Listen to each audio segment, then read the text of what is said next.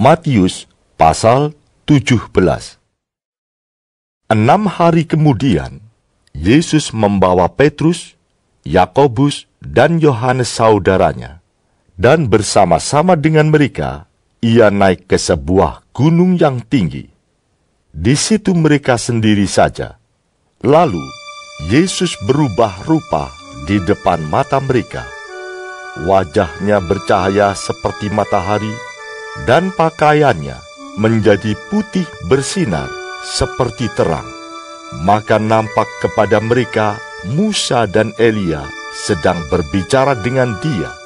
Kata Petrus kepada Yesus, "Tuhan, betapa bahagianya kami berada di tempat ini. Jika Engkau mau, biarlah kudirikan di sini 3 kemah. 1 untuk Engkau, 1 untuk Musa, dan 1 untuk Elia." Dan tiba-tiba, sedang ia berkata-kata, turunlah awan yang terang menaungi mereka, dan dari dalam awan itu terdengar suara yang berkata, "Inilah anak yang kukasihi, kepadanyalah aku berkenan. Dengarkanlah dia."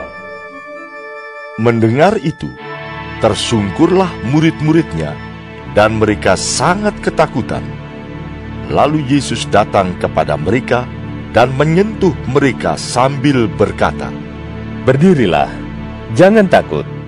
Dan ketika mereka mengangkat kepala, mereka tidak melihat seorang pun, kecuali Yesus seorang diri. Pada waktu mereka turun dari gunung itu, Yesus berpesan kepada mereka, "Jangan kamu ceritakan penglihatan itu kepada seorang pun, sebelum Anak Manusia dibangkitkan dari antara orang mati." Lalu murid-muridnya bertanya kepadanya, "Kalau demikian, mengapa ahli-ahli Taurat berkata bahwa Elia harus datang dahulu?" Jawab Yesus, "Memang Elia akan datang dan memulihkan segala sesuatu. Dan aku berkata kepadamu, Elia sudah datang, tetapi orang tidak mengenal dia dan memperlakukannya menurut kehendak mereka. Demikian juga, Anak Manusia akan menderita oleh mereka." Pada waktu itu, mengertilah murid-murid Yesus bahwa ia berbicara tentang Yohanes Pembaptis. Ketika Yesus dan murid-muridnya kembali kepada orang banyak itu, datanglah seorang mendapatkan Yesus dan menyembah, katanya, "Tuhan, kasihanilah anakku. Ia sakit ayan dan sangat menderita. Ia sering jatuh ke dalam api dan juga sering ke dalam air.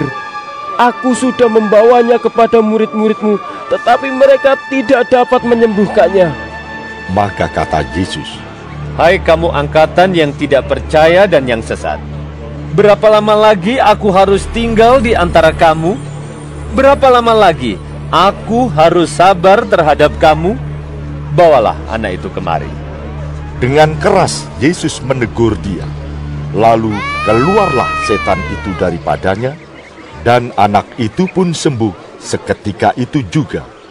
Kemudian murid-murid Yesus datang, dan ketika mereka sendirian dengan dia, bertanyalah mereka, "Mengapa kami tidak dapat mengusir setan itu?" Ia berkata kepada mereka, "Karena kamu kurang percaya. Sebab aku berkata kepadamu, sesungguhnya sekiranya kamu mempunyai iman sebesar biji sesawi saja, kamu dapat berkata kepada gunung ini, 'Pindah dari tempat ini ke sana,' maka gunung ini akan pindah, dan takkan ada yang mustahil bagimu. Jenis ini tidak dapat diusir, kecuali dengan berdoa dan berpuasa." Pada waktu Yesus dan murid-muridnya bersama-sama di Galilea, ia berkata kepada mereka, Anak Manusia akan diserahkan ke dalam tangan manusia, dan mereka akan membunuh dia, dan pada hari ketiga ia akan dibangkitkan. Maka hati murid-muridnya itu pun sedih sekali.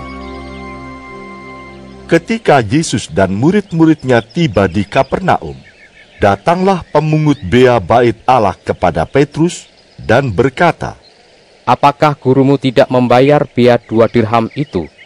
Jawabnya, Memang membayar. dan ketika Petrus masuk rumah, Yesus mendahuluinya dengan pertanyaan. Apakah pendapatmu, Simon? Dari siapakah raja-raja dunia ini memungut bea dan pajak? Dari rakyatnya atau dari orang asing? Jawab Petrus, Dari orang asing. maka kata Yesus kepadanya, Jadi, bebaslah rakyatnya. Tetapi supaya jangan kita menjadi batu sandungan bagi mereka, pergilah memancing ke danau. Dan ikan pertama yang kau pancing, tangkaplah dan bukalah mulutnya.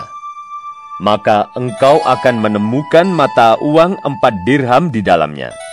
Ambillah itu, dan bayarkanlah kepada mereka, bagiku dan bagimu juga.